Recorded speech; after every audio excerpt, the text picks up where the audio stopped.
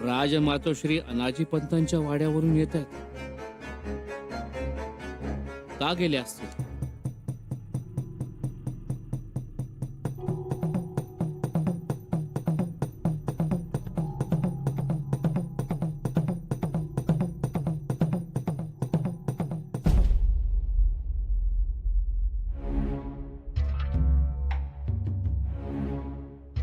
प्रणाम बाळाजी पंत. राम राम राम.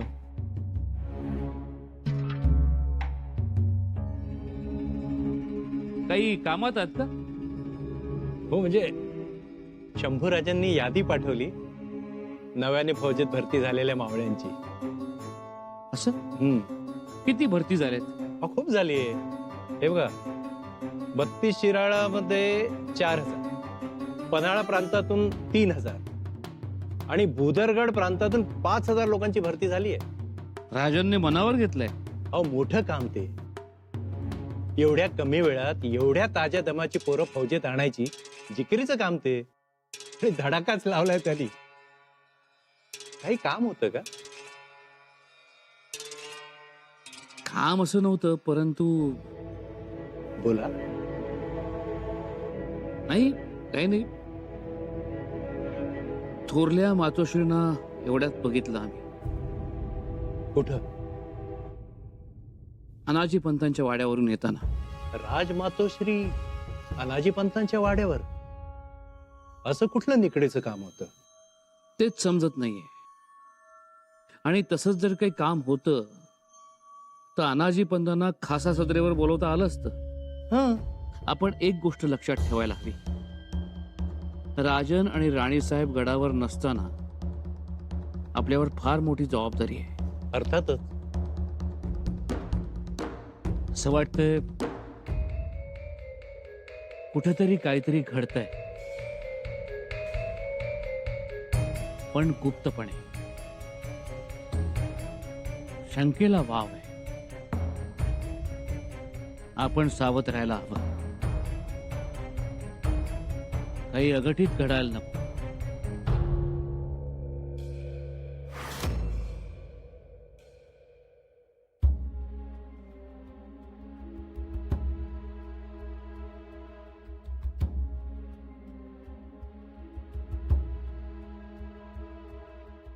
अनाजी पंत येत आहे. पाठवा त्यांना.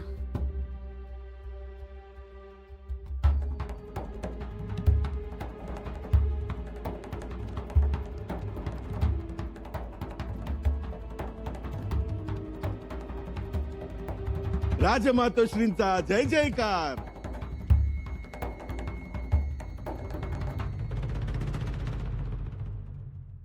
पंत, अहो ही मखलाशी कशासाठी? हो, मकलाशी नाही ही. अहो, हकीकत सांगतोय. कमाल झाली, कमाल. काय कमाल? अहो, केवढा तुमचा आदर, केवढा तुमचा दरारा. मी थक्कच झालो तर. हो, माझा विश्वासच बसेना. तुमचं पत्र म्हणताच अकबराला स्वर्ग 2 बोटावर राहिला. आणि दुर्गादासाने तर तुमचं पत्र असे मस्तकी लावले. हो, आमचं पत्र मस्तकी लावलं? सांगतोय काय, फार आदर, फार. लोकांमध्ये आदर आणि आपल्या माणसांमध्ये याचे काय पडसाद उमटतील याची कल्पना आहे तुम्हाला? कसले पडसाद आणि कशाबद्दल? पत्राबद्दल. पत्राबद्दलचे पडसाद? आणि ते का उमटतील? अहो, शेवटी सापडलं तर आमचं पत्र सापडेल पुरावा म्हणून. नाही नाही, आम्ही पत्रावर शिक्का उठवायलाच नको होता. तुम्ही उगीच धास्ता होतात. उगीच नाही, आम्हाला मागच्या गोष्टी पुन्हा पुढे नाही आणायच्या. आणि आम्ही तुमच्या वाड्यावर गेलो होतो. वाड्यावर? हो, आम्ही अस्वस्थ आहोत. खूप खूप अस्वस्थ आहोत. आम्ही पत्रावर शिक्का उमटवला. शिक्का उमटवून आम्ही काही चूक तर केलं नाही ना, असंच सारखं वाटतंय आम्हाला. आणि म्हणून पत्र हस्तगत करण्यासाठी आम्ही तुमच्या वाड्यावर गेलो होतो. पण मला कल्पना नाही याची. थोडी जरी कल्पना असते निरोप असताना तर मी पुढे पाऊल टाकलंच नसतं. मग आता काय करायचं? तुम्हीच सांगा. पंत, आम्हाला पत्र परत द्या. राजमातोश्री, हो, नाहीतर हेच पत्र आमच्या विरोधात पुरावा ठरेल. नाही हो, तुम्ही खरंच नका काळजी करू. पंत, विषय काळजीचा नाही, सावधगिरीचा आहे. अहो, म्हणून तर आम्ही एवढी घाई केली. तुमच्या वाड्यावर गेलो, निरोप पाठवले. पंत, अहो, आम्हाला झोपही लागत नाही. माफी असावी राजमातोश्री, परंतु आपण एवढ्या अस्वस्थ का झाला तेच समजत नाही. शंभूराजे आम्हाला निद्रेत दिसतात. आम्हाला जाब विचारताना दिसतात. आमच्यावर संतापलेले दिसतात. आम्हाला शिक्षा करताना दिसतात. रयत आमची निर्भत्सना करताना दिसते. पंत, आम्ही खूप खूप जास्त अस्वस्थ आहोत. हात जोडून सांगतो, नका अस्वस्थ हो. तुम्ही सांगून आणि आम्ही ठरवून काहीही होणार नाही. राजमातोश्री, अहो, आम्ही अशा पद्धतीनं वाटाघाटी करतो आहोत किंचितही कोणाला संशयही येणार नाही. पंत, आम्हाला तुमच्या बुद्धीबद्दल किंचितही शंका नाही. पण फक्त एकच गोष्ट आमच्याविषयी करा. जी, आम्हाला पत्र परत द्या.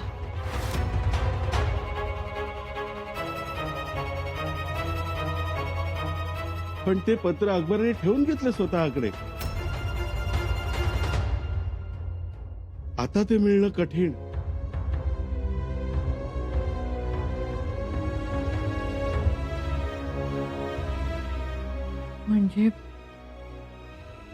म्हणजे हे पत्र पुरावा म्हणून सापडलं तर आम्हाला जाब विचारला जाईल. आणि आम्हाला उत्तर द्यावं लागेल. आणि जाब विचारणारा जर राहिला नाही तर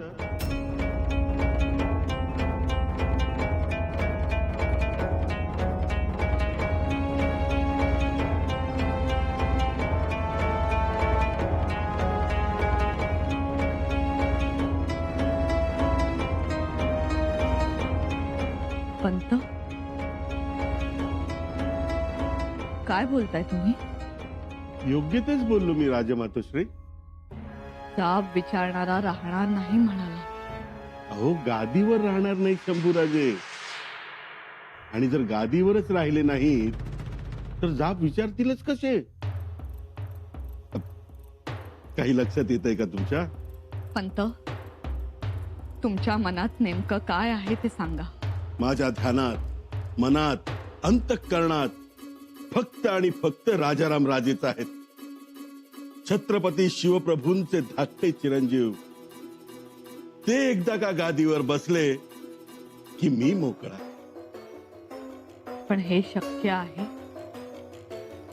पूर्वी नव्हतं, पण आता आहे. आता सगळी परिस्थिती जुळून आली आहे.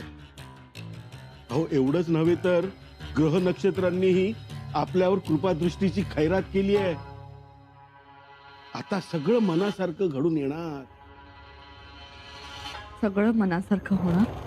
हो, आमची माणसं पन्हाळगडावर केव्हाच रवाना झाली. कशाला? नेमून दिलेलं काम करायला. काय नेमून दिलंय? आणि माणसं कशाला रवाना झाली? बोला पंत. माझी एकट्याची नाहीत, आपली माणसं. आपली माणसं? कशाला? अहो, नका धास्तव. माणसं गेली आहेत ती त्यांना रोखून धरायला. शंभूराजेंना रोखून धरणारी माणसं आहे? राजमातोश्री, कधी कधी काळ वेळ धावून येते. आणि आता शंभूराजांची वाट काळ वेळ रोखणार. बघा तुम्ही, आता शंभूराजे रायगडावर येणार नाहीत. आता रायगडावर येणार नाही. पंत आम्हाला वाटतंय हे सगळं थांबावं. माफी असावी. आता बाण सुटलाय आणि तुम्ही जाणतात, सुटलेला बाण आणि तोंडून निघालेला शब्द माघारी घेता येत नाही. पंत, तुम्हाला विचारूनच ही परिवर्तनाची मोहीम सुरू केली आहे. आता माघारी फिरता येणार नाही. यात शंभूराजेंना त्रास तर होणार नाही ना?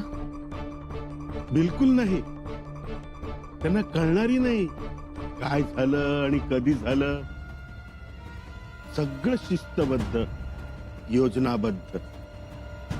म्हणजे एका बाजूला शंभूराजे होत्याचे नव्हते होतील.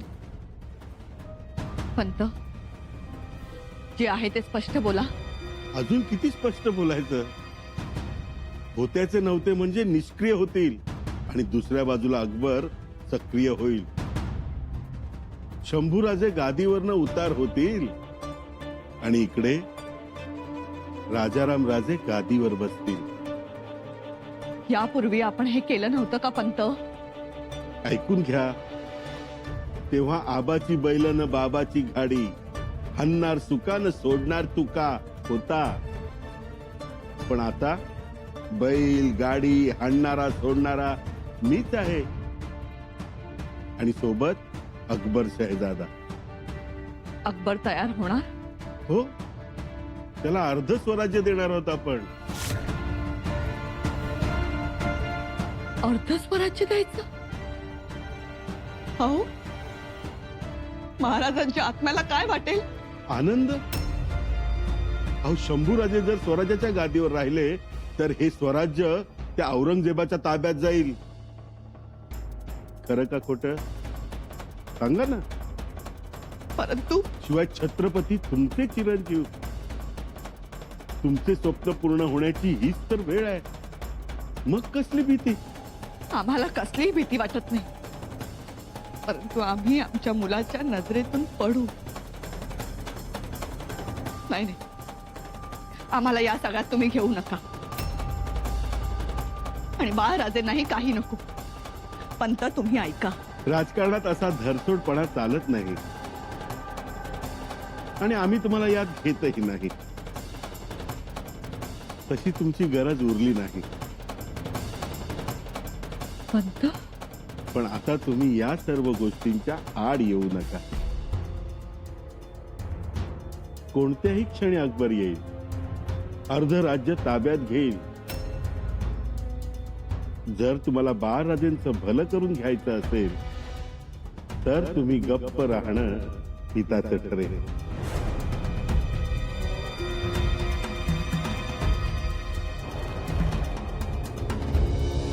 स्वराज्यातील रयतेसमोर आम्ही आज जाहीर करतो की महाप्रलय कालाचे निवारण करण्याचे ज्ञान असणारे योगी, स्वनामधन्य, जामगोत्री, कुडाळ प्रांतातील सर्वश्रेष्ठ उपाध्याय, ब्राह्मण वर्गात श्रेष्ठ, अश्वलायन सूत्री, ऋग्वेद सकळ शाखाध्यायी, सर्व मांत्रिकात श्रेष्ठ आणि सर्वांच्या आदरास प्राप्त असलेले महापंडित बाकरे शास्त्री यांना श्री छत्रपती संभाजी महाराज यांच्याकडून गौरविण्यात येत आहे. या शिखर शिंगणापूरच्या महादेवाच्या पवित्र भूमीत परमेश्वराच्या साक्षीने त्यांना हे दानपत्र देण्यात येत आहे.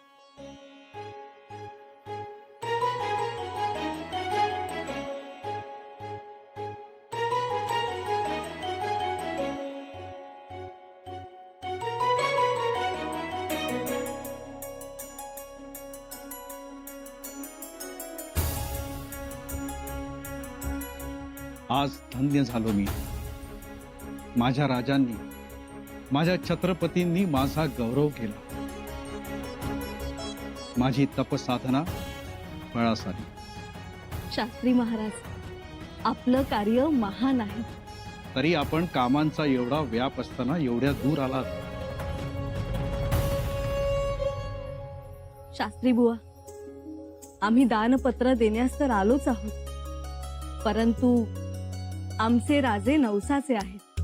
तो नवस फेडावा, महादेवाचं दर्शन घ्यावं, म्हणजेच आम्ही स्वार्थ आणि परमार्थ साधण्यासाठी आलो आहोत. कितीही निरागसता, मला आज मनोमन खूप आनंद झाला. राणी साहेब, आपण स्वराज्य लक्ष्मी आहात. अखंड सौभाग्यवती भव आणि स्वराज्याच्या छत्रपतींना उदंड आयुष्य लाभो, कीर्ती लाभो, तथास्तु.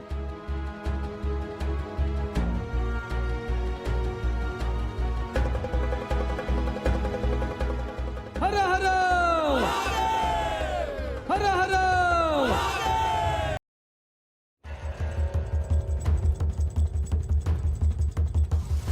ज्या पत्रावर आपला शिक्का चालतो त्या पत्रावर शिक्का उमटवायचा ना. असं पत्र आमच्या नशिबात नाही. नाही कसं? हे बघा घेऊन आलोय.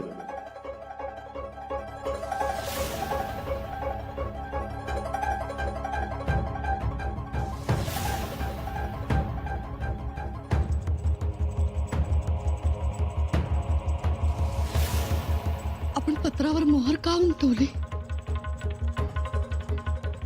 आपल्याला पुन्हा मोह झाला का राजाराम राजांसाठी? काय म्हणायचं याला?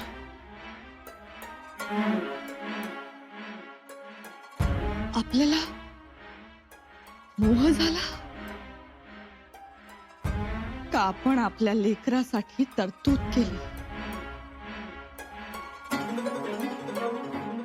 तरतूद. पण मग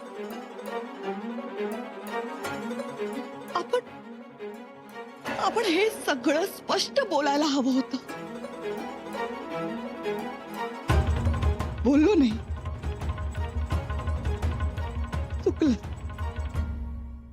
चुकलंच आपलं. आपण एवढे सावध असूनही बेसावध कसे राहिलो? बाळ राजेंना गादी हवी, राज्य हवं. हे जर का आपण शंभूराजेंकडे मागितलं असतं तर मागूनही त्यांनी दिलं असतं का बाळराजेंची फरफट झाली असती? शिवपुत्राच्या पदरी अवहेलना आली असती.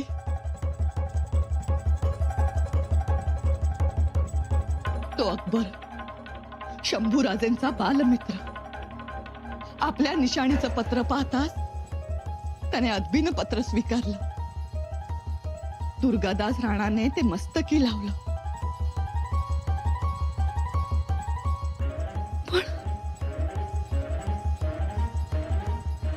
पण आपण कोणत्या मजकुरास होकार भरला?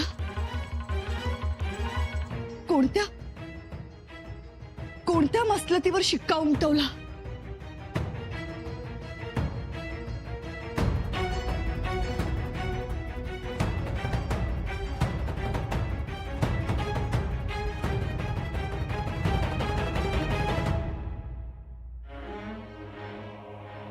यावेळी अनाजी पंतांच्या डोळ्यात वेगळाच विखार उमटलाय. ते बोलत नाहीत, पण जाणवतंय काहीतरी. ते तिरस्काराच्या कड्यावर उभे आहेत. पण आपल्याला मात्र या सगळ्यात पडायचं नाही. अकबराला राज्य द्यायचं नाही पटत. कोण अकबर? आऊसाहेबांनी स्वतःचं आयुष्य पणाला लावलं. महाराजांनी दिवस रात्र अपार कष्ट करून ही दौलत उभी केली.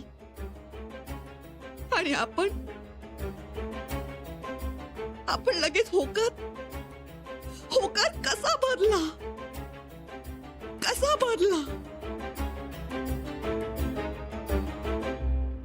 मातोश्री, शंभूराजे, आम्ही चुकलो का हो? माफ करा आम्हाला. मातोश्री, आम्ही बाळराजे आहोत.